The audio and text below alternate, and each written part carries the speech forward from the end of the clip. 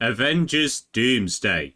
A movie that could either be absolutely amazing or really, really crap. A movie that could save the MCU and reignite interest into the franchise.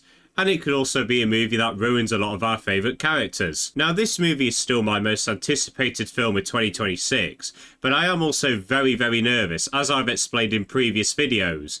And recently, we have got not one, not two, not three, but 4 Avengers Doomsday trailers in the past month. Marvel has been releasing a new trailer for the movie every week to accompany Avatar Fire and Ash, and then they release them online the next week. And everyone has got very different views on these trailers. People think this trailer is their favourite, people think this trailer is the worst, and I thought, seeing as I've seen all of them and I am very passionate about this franchise, why not talk to you about my thoughts on all 4 of them. Now let's start with the one that is easily the most controversial one, the Steve Rogers trailer. And it's controversial for a good reason.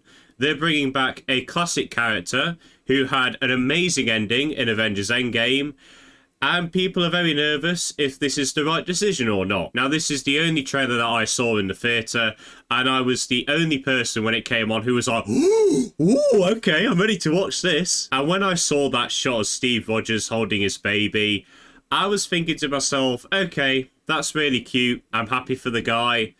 But why is he back? As I said, Steve Rogers had a perfect ending in Endgame. He managed to get back with Peggy. He managed to have that dance that he promised all those years ago. It was perfection. So why are they bringing him back now? Is this going to ruin his ending? But for me personally, I'm kind of caught on both sides. On the one hand, I totally understand why people are pessimistic towards this. They think it'll easily ruin the character. I genuinely understand their concerns. But I also think this in the same way as I do with RDJ coming back as Doom. As I said, I've seen weirder stuff in the comics. I've seen Mr. Fantastic become Doctor Doom, and it's really, really working for me. And I do think that bringing RDJ back as Doom could be a really, really fun idea. So I'm definitely very 50-50 on this trailer. It could work in the movie. It could really ruin the character. We can only wait and see in December. So I am very 50-50 on this trailer. But the next trailer, I am fully on board with. Lend me the strength of the All Fathers, so that I may fight once more, defeat one more enemy, and return home to her. Oh my god! Olivia would have been very happy to play with the stick if she saw it whilst I was watching this trailer. Thor has been done dirty in the past few years. I think we can all agree. We all remember Thor Love and Thunder. I liked it when I first saw it, but I really do not like that movie now. And I love Thor Ragnarok. I think it's a really, really great movie. But I also do think it was very detrimental to Thor's character. The reason why I think they went in this really goofy route with him is because no one really liked the movies with Thor before that. And I'm not a fan of Thor 1 and Dark World. I think they are some of the worst Thor movies. But I really do appreciate that characterization of the character. And even though Chris Hemsworth is brilliant at comedy, and he's still fantastic with his character, no matter the tone that he's playing him in, I just don't like the way that this character is presented now. It's too goofy. And then a full example of Thor Love and Thunder, it leads to so many tonal shifts. In that film, Thor is fighting against a literal god killer. He is insane. He wants to kill all the gods because they wouldn't help his dying daughter. That's a pretty dark backstory. But in that movie, we see screaming goats. They also scream quite a lot. They'll be fine. And jokes like this. Astrid, are you okay? I no longer go by the name Astrid. I'm now known as Axel. He's a singer from a popular band I heard on Earth. Gina. Astrid, your father gave you a very tough Viking name, and I intend to honor his wishes. Axel. Astrid. I said Axel. Astrid. Axel! And it was so disappointing. So when I saw this trailer, I got so giddy. The prayer that Thor says in this trailer is written so well. The characterization of the character is back. We are finally getting a badass Thor. But the trailer doesn't just say Thor's characterization, it also builds up the threat of Doctor Doom really, really well. You can tell this guy is going to be very, very dangerous. As the Russo brothers said, when a god has to pray for strength, fear Doom. And also, just like the Steve Rogers trailer, there's a little bit of focus on children, and there was some focus on that in the Fantastic Four post-credit scene. So maybe that's got something to do with the plot. I was just so happy with this trailer. We are finally getting badass Thor back. I can tell they're going to do the character justice in the new movie. But surprisingly, that wasn't the best trailer of the four. The best trailer of the bunch was easily the X-Men one. And yes, it's mainly because of that moment. That was awesome. Now, I love the majority of the old X-Men movies. I think X-Men 2 is great, First Class is great, Days of Future Past, absolutely brilliant. But Cyclops has always been done dirty. He's supposed to be the leader of the X-Men, and he's hardly a character in those films. So when I saw this, I knew Cyclops was going to be done justice. And it also further excited me because you can see Sentinels in the background. Don't know how that's going to play into the plot. Don't know if Doctor Doom's going to send them to destroy the X-Men or something. I don't know. But seeing proper Sentinels for the first time has really, really excited me. And also we see Patrick Stewart and Ian McKellen return as Professor X and Magneto. And just seeing those two play chess and holding hands together and smiling at each other, it just pushes those nostalgia buttons for me. And the speech that Magneto gives about death was really, really well written. And I'm guessing that's going to be one of the main themes in the movie. And you can already tell the tone that this movie is going for.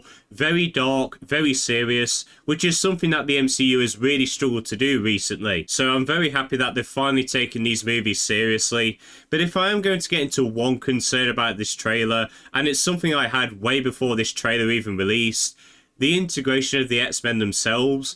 I don't know if that's just going to be for nostalgia bait or they actually have a real reason for them coming back with the old actors. I don't know. I'm confident. I like what they've shown so far. But there's still a little part of me that's thinking, these characters deserve a proper ending. And I know Deadpool and Wolverine kind of gave that, but I really want these individual characters, maybe some like Cyclops who haven't really been portrayed really well in the films, to get a really, really solid ending. And I'm very happy that they're possibly going to do that with this film. And then we have the final trailer of the four, the one about the Wakandans and the Fantastic Four. Now, this is the trailer that I didn't really have any strong feelings about, and I think it's because it's showcasing two characters that I have no concerns about. I was a big fan of Wakanda Forever. I think with everything that happened with that movie, they had every reason to cancel it.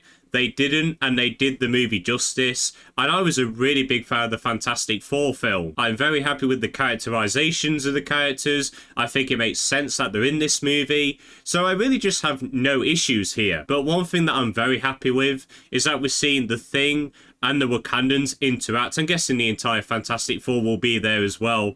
But that just makes the MCU feel a lot more connected again. And I just think it's really poetic that the Fantastic Four are being introduced to the main MCU timeline through Black Panther, when years ago, Black Panther was introduced to Marvel Comics through Fantastic Four. That just really ignited the little comic nerd in me. That was just really, really nice. But the main thing that I really liked about this trailer was the little interaction that we get between M'Baku and The Thing. King M'Baku of Wakanda. Ben, Yancey Street between Broome and Grand. That's just Ben Grimm. That's the thing. That's what I really, really like about him. He can just act so normal in these situations, and that's just what makes him so human. And we also see a few shots of Namor and his people, and they're out in this desert sort of place with the sun shining on them. And if you don't know, if you didn't watch Wakanda Forever or you don't know anything about Namor, heat is one of Namor's biggest weaknesses, so maybe Doom is using that to his advantage or something. So even though this is the one trailer I have no strong feelings about, it is one that gives a load of hints to the movie, and that's what's making it really, really interesting. So those were the 4 Avengers Doomsday trailers, and I think we can all agree they were a little bit of a mixed bag. One of them was very 50-50, 2 of them were absolutely amazing, and one of them I just don't really have a lot of strong feelings about. But one thing we can give this movie is that it has ignited more interest in the movie, and there's a lot more speculation around it of what's going to happen. We all really want to know why this character is back, how are their stories going to end, what will they do in the movie. It's all very, very interesting, and even though I still have my concerns for this movie, cover me intrigued 100%. And I also must say this weird marketing gimmick for the film was interesting, I think we can all say. I do think it was really ruined though, because you're playing it in theatres. It's not even the start of the actual movie that you're going to see yet. And people can just easily record it and post it online. And that happened for all 4 of them. And it just ruined a lot of hype for each trailer, unfortunately. So that was kind of the only downside of it. But it has done its job of ramping up excitement for the movie, making it a lot more intriguing. We'll see in December if this is any good or not, and it's leading to anything fantastic. But people, I hope you all enjoyed this video. If you have seen any of the Avengers Doomsday trailers, do let me know your thoughts on them. And are you excited for this movie? Are you not? Let me know. But I hope you all enjoyed this video. Have a good day, and see you later.